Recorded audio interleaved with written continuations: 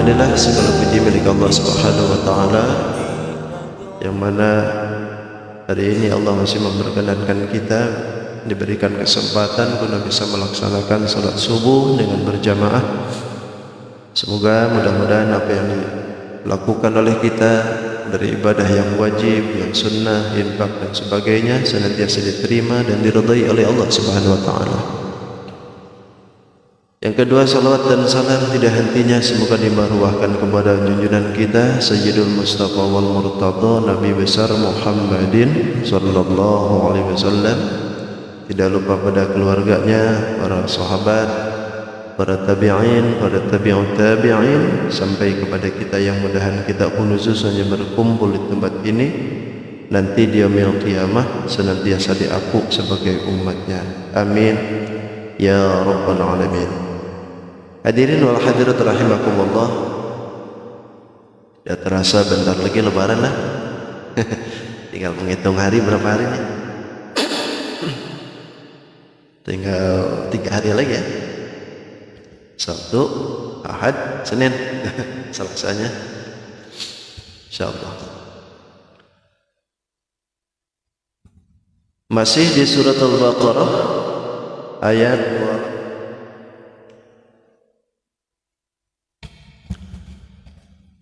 28. Sebagaimana yang disebutkan dalam ayat terakhir kemarin ya, bahwa diri manusia itu ada 3 perjanjian. Yang pertama ada perjanjian umum, yang kedua ada perjanjian antara khusus bagi Nabi, dan yang ketiga ada perjanjian ulama dengan Nabi. Sebagaimana yang disebutkan di dalam Al-Quran itu, bahwa alladzina yanquduna ahdallah min ba'di mitsaqih wa yaqta'una ma amarallah. Nah, ini perjanjian-perjanjian itu kalau untuk menurut mereka orang yang kafir itu semuanya dilanggar. Perjanjian-perjanjian itu mereka sudah tahu sebetulnya.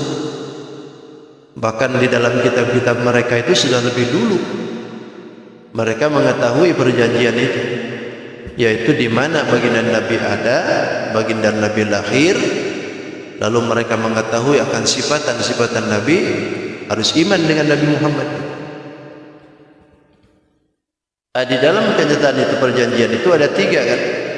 Pertama perjanjian yang umum.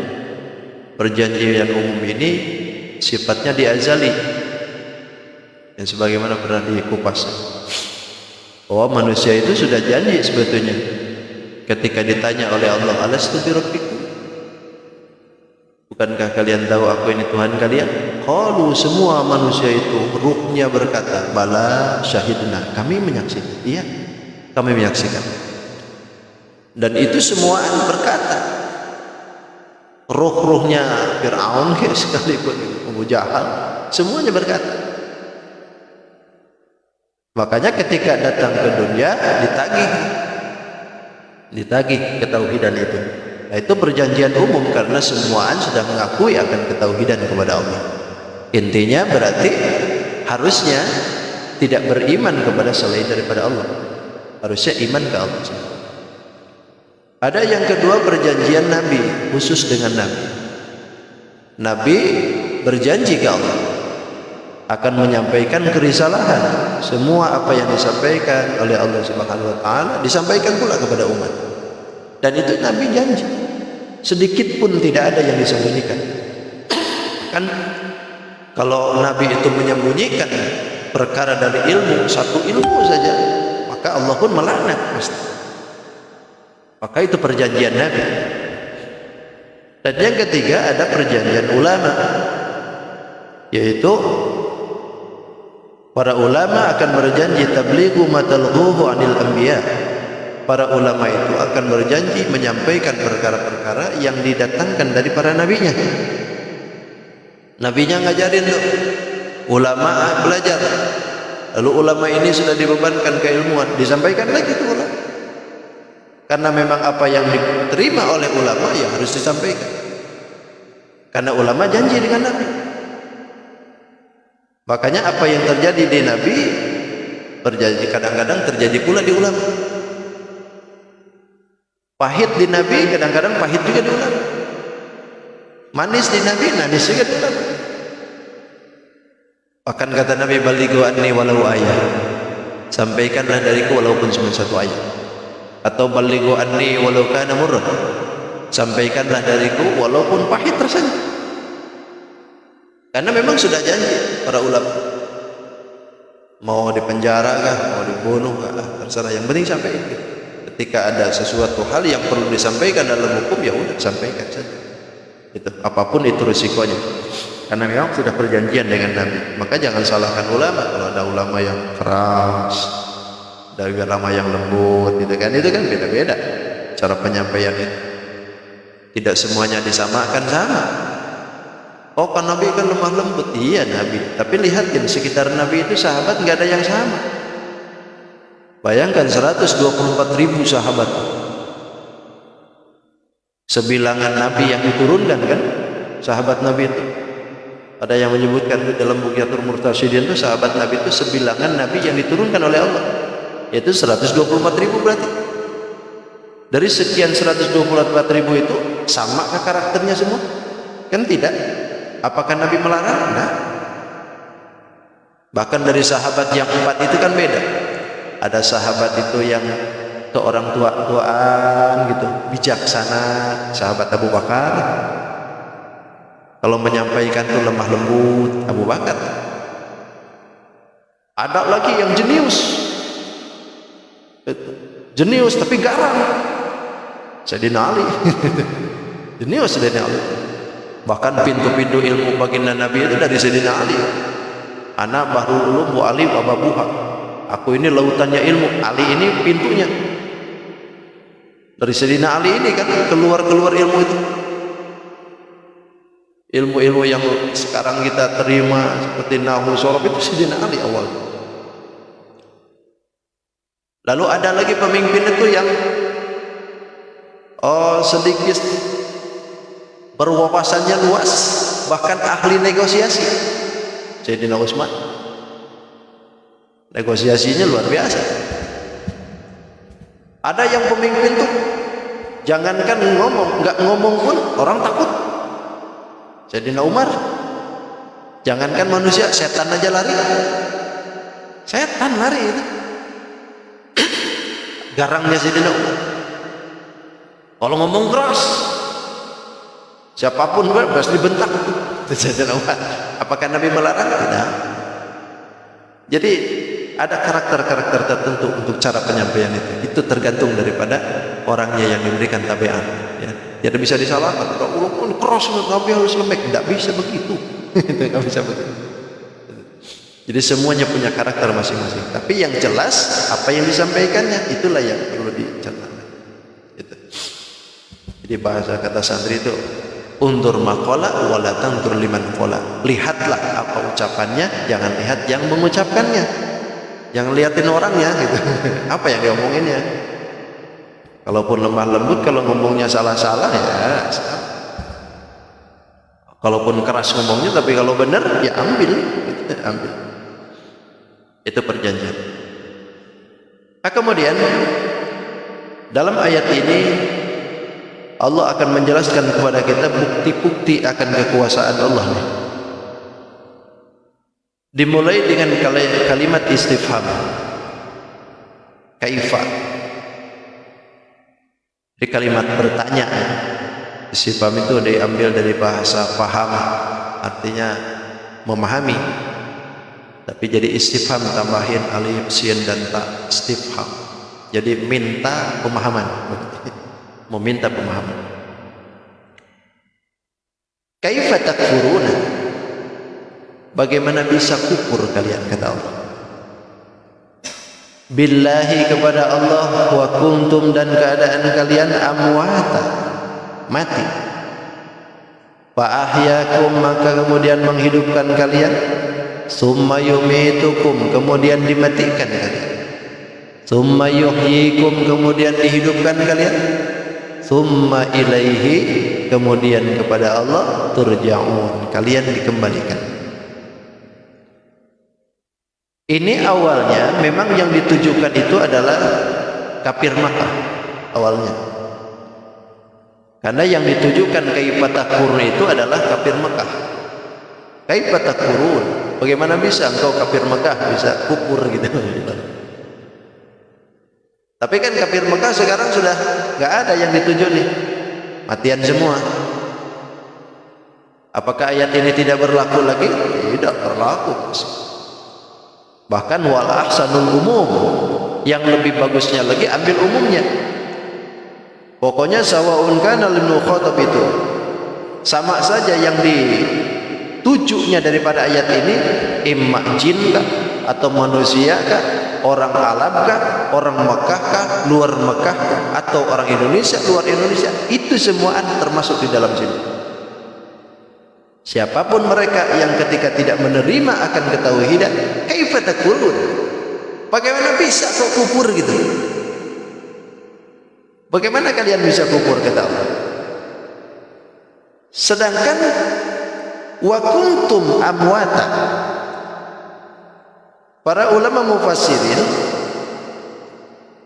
menambahi akan satu kata dalam kitab Jalalain itu disebutkan waqad kuntum, bahkan waqad kuntum pakai qad. Kenapa? Lantaran ini memberikan isyarat kepada jumlah hariah. Karena lafaz kuntum itu kan madi, bangsa fi'il madi. Berarti kalau bangsa fi'il madi itu bila mana terjadi jadi hal, maka wajib dia barengi dengan lafaz qad, imma di dalam lafziyah atau secara takdiriyah. Jadi waqad kuntum, dan sungguh kata Allah, kalian itu keadaannya amwata, asalnya mati. Jadi jelas tujuannya. Kaifa takfurun, bagaimana bisa jadi ingkar, jadi kufur, jadi kafir, sedangkan asal muasalnya mati. Maksudnya mati itu apa? Nutfan fil aslab, asalnya itu air mani maksudnya. Kan itu pada mati. Asal muasalnya air yang tidak ada guna, air hina yang masih ada di dalam tulang rusuk bapak. Asal muasalnya gitu. Setelah kita ini daripada asal muasal amwata, kemudian fa'ahyakum, lalu dihidupkan kan?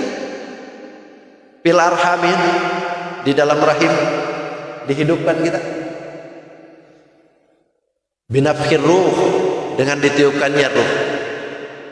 Sebetulnya ini pakai pa kan, pakai pa itu tartib berarti. Tartib itu penyusunan. Setelah melalui proses kita ini amwata, kemudian fa'ahyakum ini berarti murattab, itu sebetulnya penyusunan. Dalam artian kata wa kuntum alaqatan wa kuntum mudghatan. Setelah kita melalui proses lalu fa'ahyakum, lalu hidup. Kan proses-proses kita dalam kandungan itu kan, pertama dari nutfah, air yang hina, kemudian setelah itu baru jadi darah bergumpal. Setelah jadi darah bergumpal, dalam bahasa Arab disebut alaq. Kemudian jadi daging bergumpal, dalam bahasa Arab disebut mudghah. Setelah menjadi daging bergumpal, barulah disebutkan lagi oleh Allah izaman lahman, dimasukkan daging, dimasukkan tulang, dibungkus dengan daging, berbentuklah bashar, manusia. Lalu kemudian ditiupkan ruh, baru kita hidup. 4 bulan kan prosesnya yang kita tahu sekarang. Nah, inilah yang disebutkan amwata, asalnya mati, benda yang tidak ada guna, lalu fa'ahyakum, kemudian dihidupkan oleh Allah. Berarti ini menjadikan dalil ya, Bahkan dalam surat yang lain kan disebutkan, falyanzuril insanu mimma khuliqa mim ma'in dafiq yakhruju min baini sulbi wat tara'ib. Falyanzur, apakah kalian tidak berpikir? Falyanzuril insan, coba pikirkan manusia. Mimma khuliq, dari apa kalian diciptakan? Khuliqa mim ma'in dafiq, kata Allah. Kami ciptakan manusia itu min ma'in, dari air dafiq yang terpancar. Terpancar dari mana? Yakhruju min baini sulbi wat tara'ib, yang keluar daripada tulang rusuknya laki-laki, wat tara'ib, dan juga tulang dadanya perempuan. Tara'ib itu tulang dada perempuan. Dari situ keluar dua-duanya bersatu. Jadilah kita. Asalnya dari situ aja. Makanya disuruh berpikir, falyanzuril insan, kata Allah. Coba pikir-pikirlah. Kaifa takfurun, bagaimana kok bisa jadi kufur gitu ke Allah? Padahal asal-muasalnya seperti itu. Bahkan ketika terjadi masih seperti itu, walaupun sifatnya ini sudah jadi manusianya jadi presiden sekalipun, kalau masih seperti itu nggak laku. Adakah yang mau nih dibawa-bawa nih calon jenderal loh, calon jenderal, ini calon presiden, ada nggak yang mau beli? Nggak bakalan ada yang mau. Kan masih hina tuh.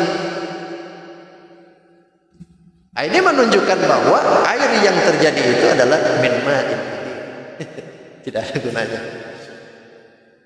Setelah itu baru hidup. Wah, hidup kita nih. Setelah melalui proses hidup, summa yumitukum, pakai kalimat summa. Berarti tarkib infisal, artinya tidak begitu langsung dari mati hidup langsung mati lagi, proses sebentar saja. Tidak, ada proses panjang. Proses panjang. Hidupnya ada yang mungkin 2 bulan, ada yang 1 tahun, 20 tahun, 30 tahun gitu kan hidup tuh. Wahyakumnya tuh dihidupkan oleh Allah Subhanahu wa taala, bahkan sampai sekarang. Oh, udah berapa tahun ini? Ada 30 tahunan ya.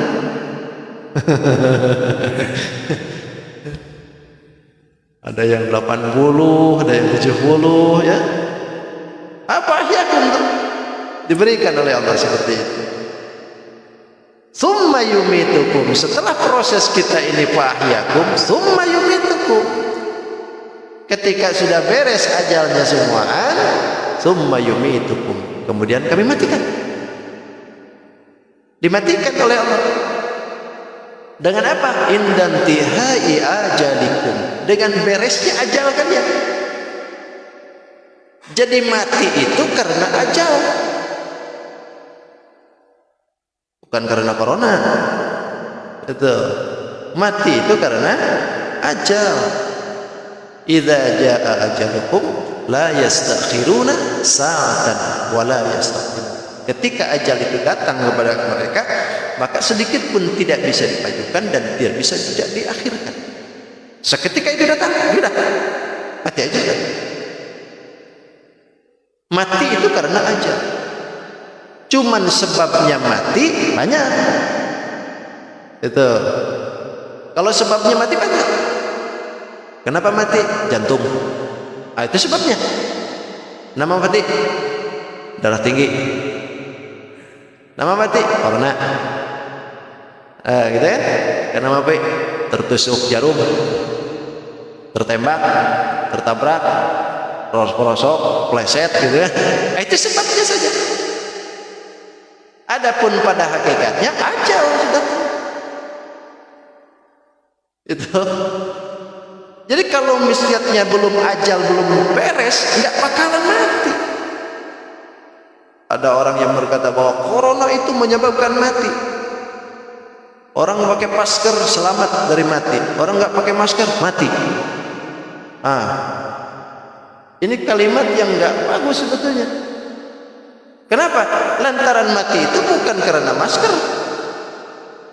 Ini sebabnya ya syariat. Syariat saja kita pakai masker.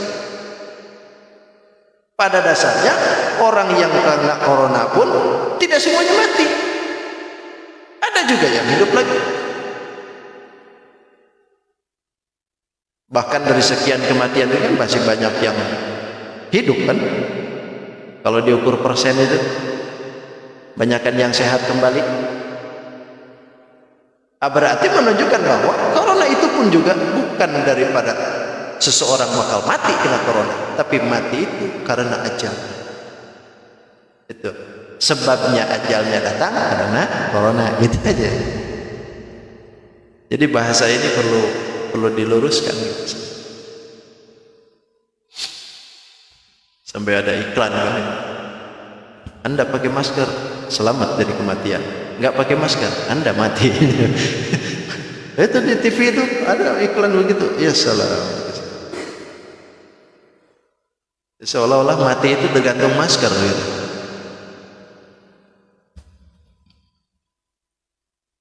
Padahal yang mati itu yang pakai masker malah. Kenapa? Kelamaan pakai masker.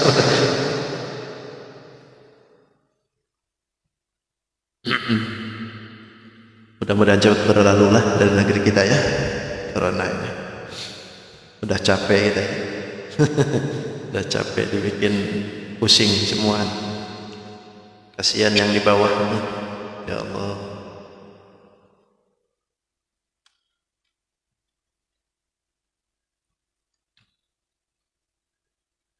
Ini berarti prosesnya. Jadi summa yumitukum itu intantihai ajalikum, setelah beres aja baru datang ke kematian. Setelah mati pun juga begitu, summa yumitukum, kemudian kami hidupkan lagi, dihidupkan lagi kalian kata Allah. Nah ini pun juga sama, proses daripada setelah mati dengan hidup itu ada proses lain kan. Maksudnya summa yumitukum itu bil ba'si, artinya dihidupkan atau dibangkitkan dari kubur, maksudnya itu. Itu kan proses kan. Setelah mati masuk ke dalam kubur itu, langsung nanti ketika kiamat baru tuh dibangkitkan lagi semua. Kan ini lama nih proses itu. Bahkan ada yang dari dulu sampai sekarang tuh belum bangkit kan, semua kiamatnya belum semuaan. Ada yang baru, ada yang sudah ribuan tahun, ratusan tahun, puluhan bulan gitu. Itu proses. Summa yumitukum, summa yuhyikum, dihidupkan lagi. Setelah kehidupan ini, summa ilaihi, kemudian prosesnya lagi oleh Allah pakai kalimat summa ilaihi, kemudian kepada Allah lah turja'un, kalian akan dikembalikan. Apa maksudnya? Setelah proses kita ini dihidupkan lagi, kemudian dimatikan, kemudian dihidupkan lagi, setelah dihidupkan di alam kubur dengan pembalasan kita apa yang dilakukan, itu kan proses lagi. Setelah orang itu dihidupkan kemudian mau dibalas peramalannya itu kan proses tuh lama. Setelah semuaan dibangkitkan dari kuburnya masing-masing, kumpul di alam mahsyar, berapa lama kan di alam mahsyar tuh? Ada yang menyebutkan 40 hari, 40 tahun. Tapi jangan dihitung tuh tahun sekarang, tahun dunia. Tahun akhirat itu lawas. Orang ditaruh semuaan di padang mahsyar 40 tahun. Sampai keringatnya pun ada yang sampai mata kaki, ada sampai lutut, ada yang sampai pusat, ada yang sampai dada, bahkan ada yang tenggelam. Saking lamanya itu, sampai-sampai ada yang tidak tahan, mending diberi keputusan saja, walaupun sifatnya mau ke neraka nggak apa-apa dah, daripada diam di situ nggak ada keputusan. Kan bingung semua di alam mahsyar tuh, bingung. Nah itu keputusan itu melalui jeda. Makanya kalimatnya pakai kalimat summa, ada jeda tertentu. Kemudian balik ke Allah semuanya, balik ke Allah, akan dihadapkan dengan Allah Subhanahu wa ta'ala. Makanya proses dalam kehidupan kita itu ada 3 yang selalu mengikuti kita. Pertama urusan harta, kedua urusan keluarga, yang ketiga adalah amal perbuatan. Semuanya mengikuti kita, kemanapun kita, bagaimanapun kita, itu semua 3 berurutan dengan kita, terus berurusan dengan kita. Urusan harta semuaan juga bisa. Ketika manusia diberikan kesempatan dewasa oleh Allah Subhanahu wa taala, pemikirannya sempurna, menginginkan harta. Maka ketika sudah punya harta, punya urusan di situ. Urusan banyak. Punya motor. Motor kalau sudah jalan perlu bensin. Urusan. Udah perlu bensin, lama kelamaan oli juga urusan lagi. Oli bagus, bensin penuh, pajaknya sebentar lagi urusan lagi. Pajak sudah beres, oli penuh, bagus luar biasa, kemana-mana enak. Ceger nabrak orang, urusan lagi. Itu urusan loh, urusan harta panjang loh. Itu urusan harta, nggak bisa lepas dari gitu. Begitu juga dengan keluarga, ini pun juga sama, urusan gitu. Diberikan oleh Allah sebuah keluarga, urusan gitu. Punya bini urusan, punya anak urusan, punya cucu urusan. Semua jadi urusan. Itu. Akan tetapi dari yang tiga ini, dua akan selalu bersama-sama dengan kita kemanapun kita, selalu bersama. Akan tetapi ketika kita dipanggil oleh Allah Subhanahu wa taala, yang dua ini tidak mau ikut. Urusan harta, keluarga, tidak ada yang ikut. Hanya satu yang akan mengikuti kita, perbuatan kita. Maka perbuatan kita inilah yang akan selalu bersama-sama dengan kita, baik semasa hidup, bahkan setelah mati, bahkan setelah kita berdiri di hadapan Allah Subhanahu wa taala. Itu amal perbuatan akan terus ngikutin kita. Makanya yang harus dipikirkan itu amal perbuatan kita. Jangan sampai amal perbuatan kita ini jadi urusan di hadapan Allah sehingga bertele-tele akhirnya kita tersalahkan. Wa may ya'mal mithqala dzarratin khairan yarah wa may ya'mal mithqala dzarratin syarran yarah. Baik dan buruknya apa yang sudah dilakukan dalam perbuatan kita, yarahu, semuanya akan ditampakkan oleh Allah. Makanya inilah yang perlu dikhawatirkan oleh kita itu. Ketika balik ke Allah Subhanahu wa taala, amal perbuatan kita nih. Amal perbuatan kita. Kalau harta sudah jelas, gak bakalan ada yang dibawa. Jangankan dibawa mobil sama motor ya, hatta celana dalam aja, celana dalam ketinggalan.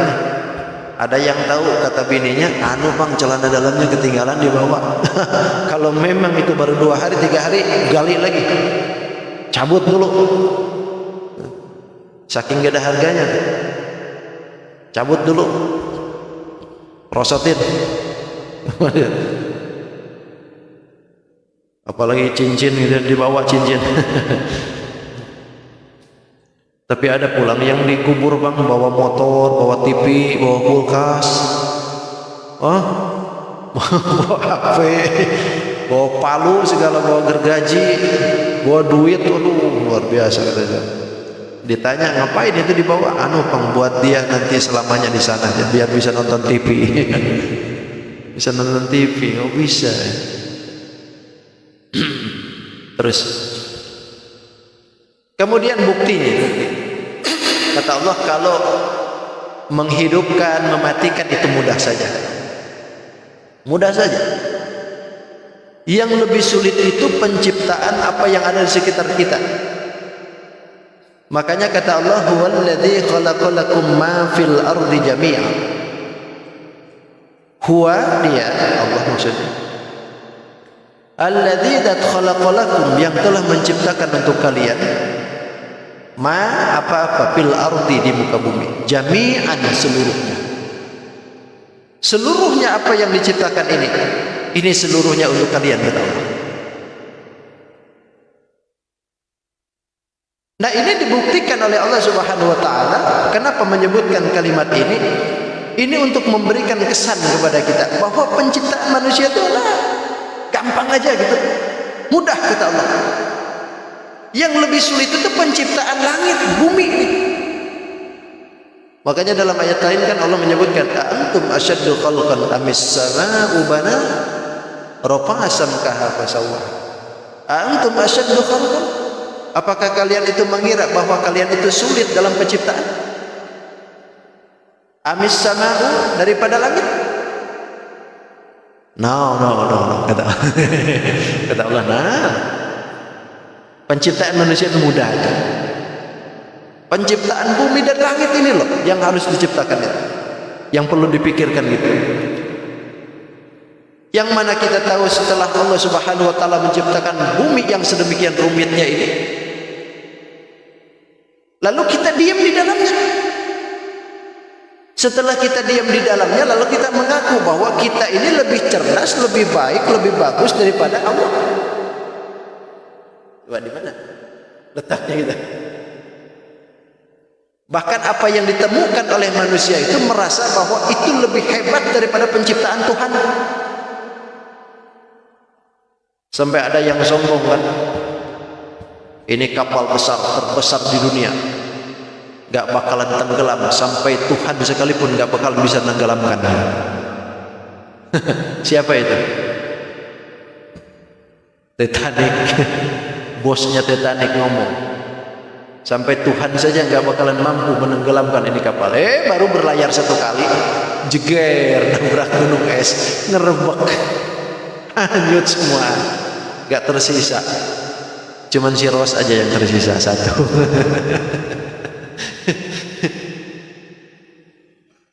Kayak manis, nyangkut.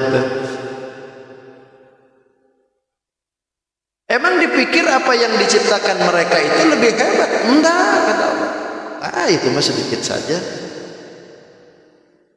Ini loh kata Allah, khalaqalakum ma fil ardi jami'a. Kami ciptakan di seluruhnya bumi ini. Bahkan disebutkan bumi ini kan asalnya dengan langit itu nyatu. Enggak seperti sekarang terpisah. Sebagaimana yang disebutkan awalam yarul ladina kafaru. Apakah orang kafir itu tidak memikirkan atau melihat bahwasanya inna samawati wal ard kanata ratqan, langit dan bumi itu keduanya ratqan, asalnya nyatu. Kemudian oleh Allah Subhanahu wa taala fafataknahuma, dipisahkan keduanya. Bahkan waja'alna minal ma'i kulla syai'in hayy, kami jadikan segala sesuatu itu dari air. Segala yang hidup itu dari air. Semuanya diciptakan dari situ kata Allah. Kita dari air kan? Tumbuh-tumbuhan dari air, semuaan dari air. Bahkan aras pun juga dari air. Langit pun juga dari air. Dan bumi pun juga dari air asal. Jadi semua Allah ciptakan itu dari air. Makanya pantas Nabi menyebutkan ketika ada yang nanya, ketika mau berangkat ke medan perang, Nabi ada yang nanya di jalannya. Kalau bahasa kita tuh, Tuan dari mana mau ke mana? Kata Nabi, aku dari air mau ke air. Itu. Sahabat bingung, ya Rasulullah kenapa berbohong? Kenapa tidak engkau sebutkan dari Madinah mau nyerang ke Mekah gitu? Siapa yang bohong kata Nabi? Saya enggak berbohong. Ya memang betul, kita ini minal ma'i ila ma'i, dari air ke air kan gitu. Jadi Nabi itu menyebutkan asal muasalnya kita. Nah, itu bentuk daripada kehebatan Nabi. Bahasa pun juga tidak terkecoh.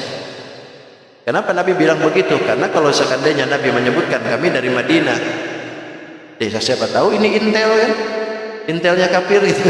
Nanti disampaikan kedatangan mukminin ini, jadi ketahuan akhirnya.